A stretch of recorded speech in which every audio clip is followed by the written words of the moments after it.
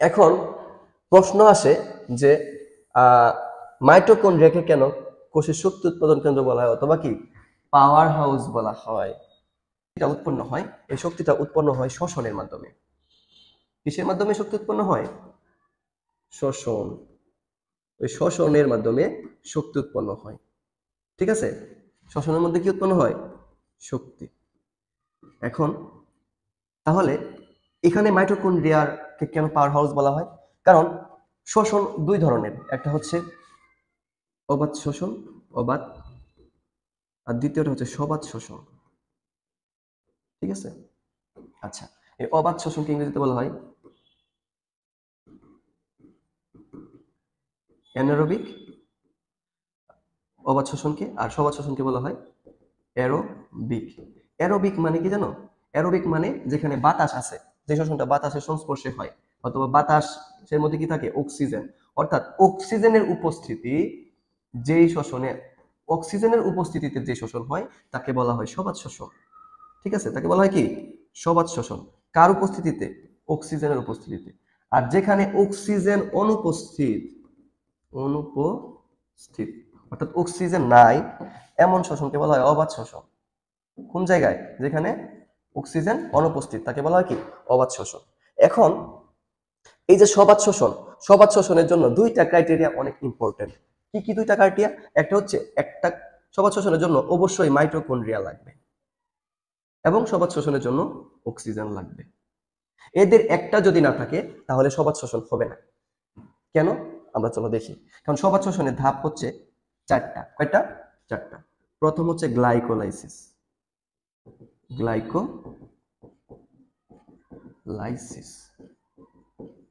দ্বিতীয় ধাপকে বলে acetyl CoA, acetyl কো এ অথবা কোএনজাইম এ। তৃতীয় ধাপকে বলে ক্রেবস চক্র। চতুর্থ ধাপকে বলে ইলেকট্রন ট্রান্সপোর্ট সিস্টেম, ইলেকট্রন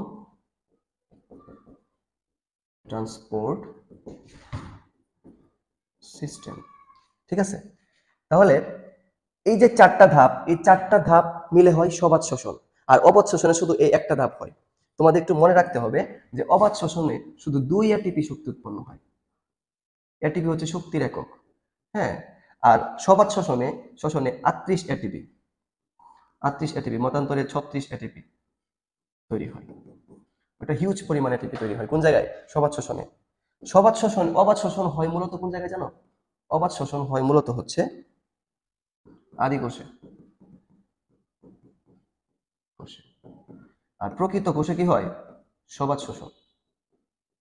এখন প্রকৃত কোষেও এই অবাধ শোষণ হইতে পারে কখন? যদি প্রকৃত কোষে কোনো কারণে অক্সিজেন না যেতে পারে, প্রকৃত কোষে যদি কোনো কারণে অক্সিজেন অনুপস্থিত থাকে, অক্সিজেন অনুপস্থিত, অক্সিজেন যদি কোনো কারণে প্রকৃত কোষে অনুপস্থিত থাকে, তখন কিন্তু প্রকৃত কোষে অবাধ শোষণ হয়। কারণ আমি তোমাকে আগেই বলে রাখছি যে সবাধ শোষণ হইতে গেলে এই দুইটা ক্রাইটেরিয়া লাগবে। কি লাগবে? তার মাইটোকন্ড্রিয়া থাকতে হবে এবং কি অক্সিজেন থাকতে হবে। এর যদি একটা অনুপস্থিত থাকে তাহলে কি তার সবাধ শোষণ হবে না। এখন প্রকৃত কোষে তো মাইটোকন্ড্রিয়া আছে, মানলাম আছে, কিন্তু ওই কোষে যদি অক্সিজেনের সাপ্লাই না থাকে, কোনো কারণে অক্সিজেন যাওয়াতে বাধাপ্রাপ্ত হয়, তখন তার কি হবে না? তখন আর তার সবাধ শোষণ হবে না, তখন ওইখানে হবে অবাধ শোষণ। ঠিক আছে, ওকে। তাহলে সবাধ শোষণের এই চারটা ধাপের মধ্যে আমরা দেখলাম যে সবাধ শোষণে সবচেয়ে বেশি শক্তি উৎপন্ন হয়।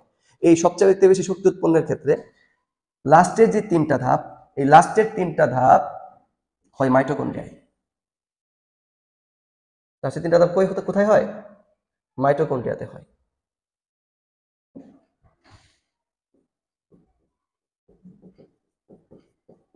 মাইটোকন্ড্রিয়া। আর প্রথম যে ধাপটা, এটা হয় সাইটোপ্লাজমে।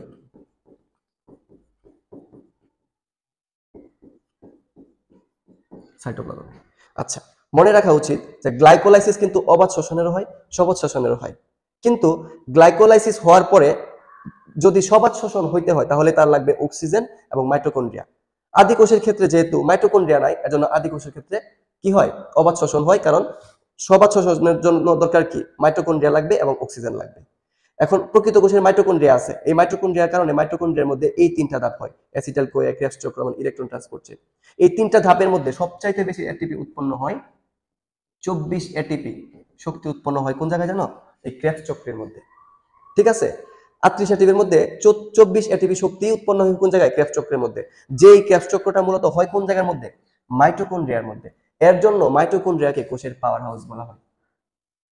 ক্লিয়ার? কেন মাইটোকন্ড্রিয়াকে কোষের পাওয়ার হাউস বলা হয়? কারণ মাইটোকন্ড্রিয়ার মধ্যে সবচাইতে বেশি শক্তি অথবা এটিপি উৎপন্ন হয়, এবং সবাত শ্বসনের সবচাইতে গুরুত্বপূর্ণ শেষের যে তিনটা ধাপ, এই তিনটা ধাপই হয় মাইটোকন্ড্রিয়ার মধ্যে। এর জন্য মাইটোকন্ড্রিয়াকে কোষের শক্তি উৎপাদন কেন্দ্র বা পাওয়ার হাউস বলা হয়। এখন যদি এই মাইটোকন্ড্রিয়া না থাকে তাহলে কি হবে, এত পরিমাণ শক্তি উৎপন্ন হবে না, সবাত শ্বসন হবে না। সবাত শ্বসন যদি না হয়, উন্নত মানের প্রাণী যে জটিল জটিল ক্রিয়া, তারা বেঁচে থাকবে না। কারণ আদি কোষ বেঁচে থাকতে পারে, কারণ তার গঠন আদি, হ্যাঁ, তার মধ্যে তেমন জটিল কোনো কিছু নাই। কিন্তু সবাত শ্বসন হয়, প্রকৃত কোষ তো অনেক জটিল একটা জিনিস, তার মধ্যে অনেক কোষীয় অঙ্গাণু থাকে, হ্যাঁ, তার তার প্রকৃতি অনেক উন্নত থাকে, এর জন্য তার প্রচুর পরিমাণ শক্তি প্রয়োজন হয়। আর এই শক্তিটা একমাত্র সবাত শ্বসনের মাধ্যমেই সম্ভব। আর এই সবাত শ্বসনটা কোন জায়গায় হয়, মাইটোকন্ড্রিয়ায় হয়। এর জন্য মাইটোকন্ড্রিয়াকে কোষের পাওয়ার হাউস বলে। আর মাইটোকন্ড্রিয়া না থাকলে, হ্যাঁ, প্রকৃত কোষ যত প্রাণী আছে এগুলা বিলীন হয়ে যাবে, বিলীন হওয়ার সম্ভাবনা থাকে। ঠিক আছে, এখন একটা জিনিস আপনারা লক্ষ্য করবেন,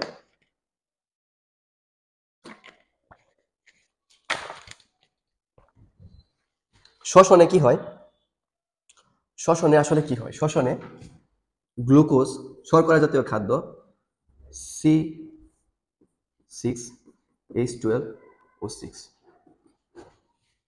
6 অণু পানি ও 6 অণু অক্সিজেন। শর্করা জাতীয় খাদ্য কি হয়,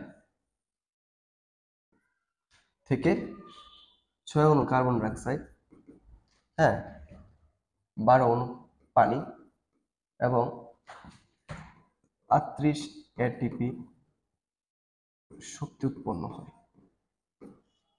শ্বসন, শ্বসন অথবা রেসপাইরেশন, রেসপাইরেশন এর মাধ্যমে কি হয়, শর্করা জাতীয় খাদ্য, গ্লুকোজ 38 এটিপি শক্তি উৎপন্ন করে। কি থেকে, গ্লুকোজ থেকে 38 এটিপি শক্তি উৎপন্ন করে। আর এই গ্লুকোজ আসে কোন জায়গায়, ওই যে প্লাস্টিডে, কোন জায়গায়, এই যে প্লাস্টিড কি করে, প্লাস্টিড শর্করা জাতীয় খাদ্য তৈরি করে, এই যে শর্করা জাতীয় খাদ্য তৈরি করে, হ্যাঁ, কোন জায়গা থেকে, সালোক সংশ্লেষণের মাধ্যমে। সালোক সংশ্লেষণের মাধ্যমে কি হয়, শর্করা জাতীয় খাদ্য উৎপন্ন হয়। এই শর্করা জাতীয় খাদ্য মাইটোকন্ড্রিয়ার সাহায্যে সবাত শ্বসনের মাধ্যমে 38 এটিপি শক্তি উৎপন্ন করে। যদি মাইটোকন্ড্রিয়া না থাকতো তাহলে মাত্র অবাত শ্বসনের মাধ্যমে 2 এটিপি শক্তি উৎপন্ন করত, যেটা একটা প্রকৃত কোষ বেঁচে থাকার জন্য অনুপযোগী, কারণ প্রকৃত কোষ অনেক জটিল, তার শক্তি বেশি লাগে বেঁচে থাকার জন্য। এর জন্য প্রকৃত কোষী প্রাণী, উদ্ভিদ অথবা প্রকৃত কোষী সত্তা বেঁচে থাকার জন্য মাইটোকন্ড্রিয়ার গুরুত্ব অপরিসীম। যদি মাইটোকন্ড্রিয়া না থাকে তাহলে প্রকৃত কোষ বাঁচবে না, প্রকৃত কোষী প্রাণী বাঁচবে না।